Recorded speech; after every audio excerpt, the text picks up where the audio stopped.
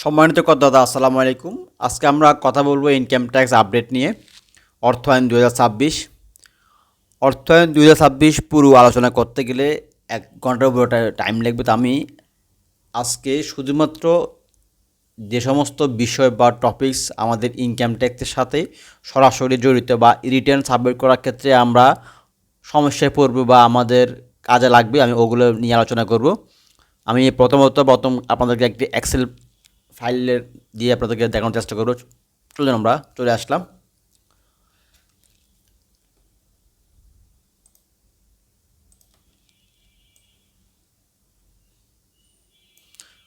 তো এখানে আপনারা দেখতে পাচ্ছেন দুইটা ট্যাবেল আছে। আমি একটা নাম হচ্ছে প্রিভিয়াস ইয়ার, একটা হচ্ছে current year. Current year means বর্তমান অ্যাসেসমেন্ট ইয়ার, অর্থাৎ কর বছর 2026 2027। আর বিগত বছর বলতে এখানে 2025-26কে আমি বুঝিয়েছি।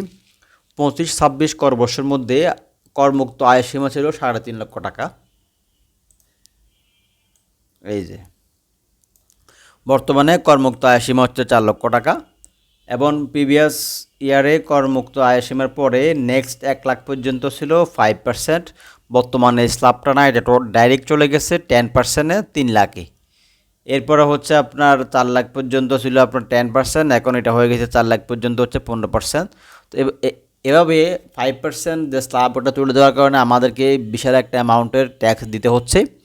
তো আমি হিসেব করে দেখেছি 36 লক্ষ টাকা যদি কোনো ব্যক্তির ইনকাম থেকে থাকে গত বছর, ওনাকে এই বছর আমি কোনো ইনক্রিমেন্ট বাদে দিয়ে দিলাম, ওনাকে এই বছর গত বছর হচ্ছে প্রায় 32,500 টাকার মতো এরকম একটা ফিগার বাড়তি ট্যাক্স দেওয়া লাগবে। এটা হচ্ছে করমুক্ত আয় সীমার যে ট্যাবেল, তার একটা ইফেক্ট বা প্রভাব। আচ্ছা, এবার আমরা চলে আসি হচ্ছে আপনার রিবেটের ক্ষেত্রে। যারা কর রিয়াত পান বিভিন্ন বিনিয়োগ কারণে, যেমন প্রভিডেন্ট ফান্ড, ডিপিএস, সঞ্চয়পত্র ইত্যাদি কারণে আপনারা রিবেট পান, ট্যাক্স রিবেট পান, এটা হচ্ছে তাদের জন্য। দেখেন একটু আপনারা এখানে কেমন চেঞ্জ আসছে। ধরলাম গত বছর ওনার 2 লক্ষ টাকা ইনভেস্ট ছিল, এই বছরও ধরলাম 2 লক্ষ টাকা ইনভেস্ট। গত বছর ওনার ট্যাক্সেবল ইনকাম ছিল 36 লাখ, এই বছরও ধরলাম 36 লাখ। অর্থাৎ ট্যাক্সেবল ইনকামের 3% এটা গত বছরও ছিল, এটা এই বছরও আছে, এটা সেম আছে। ইনভেস্টের উপরে 15% রিবেট ছিল গত বছর, ওটা নিয়ে আসছে 10%, 5% কমায় ফেলেছে। গত বছর ছিল সর্বোচ্চ বিনিয়োগ পাতার পরিমাণ 10 লক্ষ টাকা, ওটা এখন নিয়ে আসছে 7,50,000 টাকার মধ্যে। দিক দিয়েও আপনাদেরকে ক্ষতিগ্রস্ত করা হয়েছে। আচ্ছা, এখন এই তিনটের মধ্যে যেটি কম হচ্ছে 30,000, এই যে এইটাই। আর এর তিনটের মধ্যে যেটি কম 20,000, এই যে এইটাই। তাহলে আমরা গত বছরও সে 10,000 টাকা ট্যাক্স রিবেট কম পাচ্ছি। আচ্ছা, এবার একটু আমি আপনাদেরকে পিডিএফ ফাইলে নিয়ে যাই আপনার ফাইন্যান্স অ্যাক্ট শিডিউল, অর্থাৎ অর্থায়নের তফসিলে। আসলে কি আমি এটাকে মিথ্যে বললাম নাকি বাস্তব, তো একটু দেখেন। এই যে এটা হচ্ছে 30 জুনে যে পাস হয়েছে সংসদে, ওই ডেটটাই গ্যাজার আকারে প্রকাশ করা হয়েছে। সেখানে আপনারা একটু দেখেন, 4 লাখ পর্যন্ত 0, 3 লাখ পর্যন্ত 10, 4 লাখ পর্যন্ত 15, পরবর্তী 5 লাখ 20%, পরবর্তী 20 লাখ 25%, অবশিষ্ট টাকার উপরে 30%।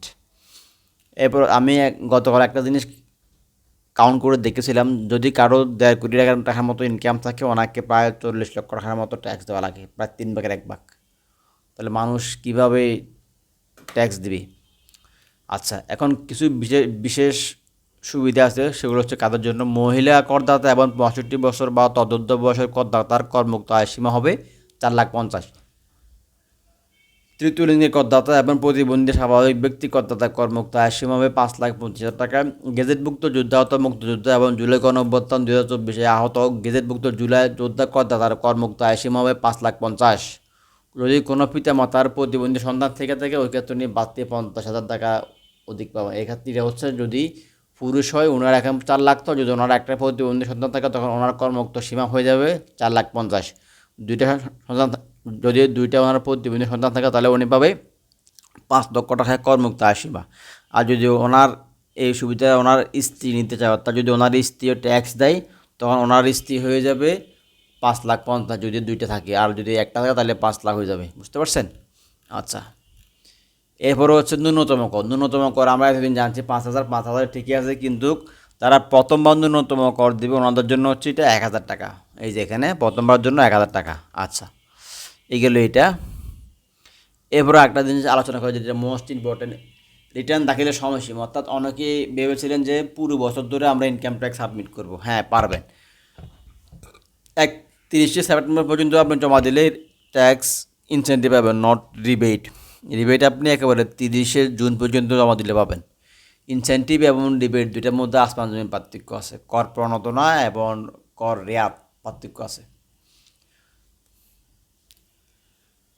1 জুলাই এবং 30 সেপ্টেম্বর এর মধ্যে জমা দিলে আপনি পাচ্ছেন 5% ট্যাক্স কম পাবেন।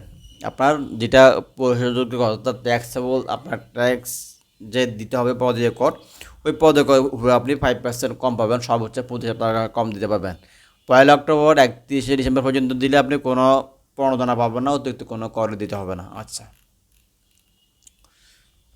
এরপর হচ্ছে 1 জানুয়ারি হতে 31শে মার্চ পর্যন্ত, এটা হচ্ছে আপনি 2% এবং 3,000 টাকা, এই দুইটির মধ্যে যেটি বেশি হয় এটা আপনি জরিমানা দিবেন।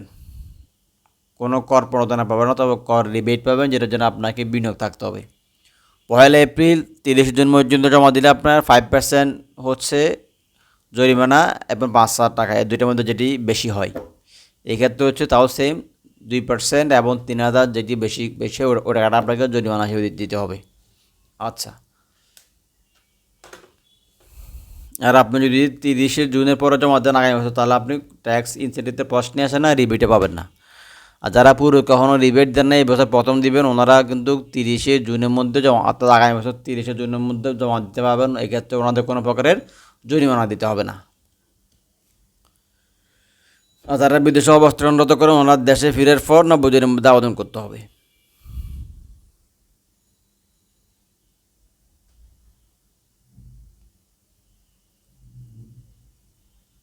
আরেকটি জিনিস হচ্ছে ন্যূনতম কর। এটা আপনাদের যখন আপনার অনলাইনে যখন সাবমিট করবেন, এটা আমি একটা আপনাদেরকে দেখাই। ওখানে অটোমেটিক এটা নিয়ে নিবে, আপনাদের কিছু করতে হবে না। তবে যারা আইটিবি পরীক্ষা দেন ওনাদের জন্য এটা খুবই গুরুত্বপূর্ণ। একেবারে আগে ছিল ন্যূনতম কর, ওটাকে এখন নিয়ে আসছে চূড়ান্ত কর, অগ্রিম কর এবং টার্নওভার ট্যাক্স।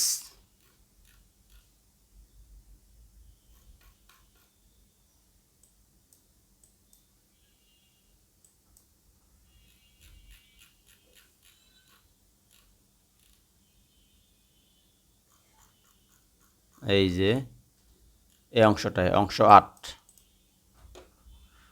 অগ্রিম কর, চূড়ান্ত কর এবং টার্নওভার ট্যাক্স সংক্রান্ত বিশেষ বিধান।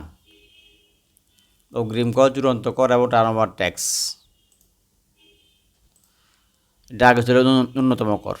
যাই হোক, তো আপনারা যদি কোনো কিছু বুঝতে সমস্যা হয়, আপনারা আশা করি আমাকে জানাবেন। 01811923661, 01811923661 এই নাম্বারে আপনারা কল করে আমাকে জানাতে পারবেন। আপনারা যদি কোনো সমস্যা হয়। আচ্ছা, একটা জিনিস আপনাদেরকে বলি, সেটি হচ্ছে আপনারা হয়তো মনে করেন শুধুমাত্র ইনকামের উপরে ট্যাক্স দিতে হবে না। আসলে আমরা ইনকামের উপরে ট্যাক্স দেবো, ঠিক আছে। রিটার্ন বলতে আমরা এখানে 5টা জিনিস বুঝবো: আয়, ব্যয়, দায়, সম্পদ, বিনিয়োগ।